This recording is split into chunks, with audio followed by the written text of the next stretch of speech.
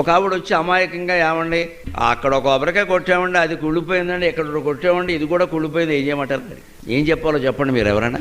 నాకు జాలేసింది నిజంగా. పెద్ద వయస్సు ఆవిడకి ఏదో మనసులో శంక ఉంది. అంటే పాపం ఆవిడకి బెంగ ఏమిటంటే, ఈ కొబ్బరికాయ కుళ్ళిపోవడం అనేది మనకి జరగబోయే అశుభానికి ఏమన్నా సూచనేమో. ఎంత గుడ్డి నమ్మకం ఉండేది. మన జీవితం ఇంత చేస్తే కొబ్బరికాయమే ఆధారపడి ఉందా? ఇక్కడే ఎందుకు అని ఆలోచించాలి. కొబ్బరికాయ కుళ్ళిపోవడానికి నీ జీవితం కుళ్ళిపోవడానికి సంబంధం ఏంటి? ఎందుకు ఇలా ఆలోచిస్తున్నావు? పైగా మనం కొట్లో కొనేటప్పుడు దేవుడి కోసం అంటే మంచి కొబ్బరికాయ కొంటాం, కానీ కుళ్ళిపోయింది కొనమే.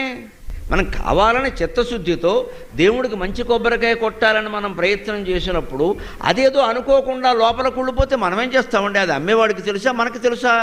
అలాగనే ఏమండి, దేవుడికి తెలుసు కదండి, నా చేతికి మంచి కొబ్బరికాయ ఇచ్చేలా చేయొచ్చు కదండి, దేవుడికి వేరే పని ఏమి లేదా? నీ కొబ్బరికాయ లెక్కెట్టుకుంటూ కూర్చుంటాడా? అంచేతను మనం ఈ ఎందుకు అన్న ప్రశ్న వేస్తే ఈ ఆలోచన పక్కకి వెళ్ళిపోతుంది.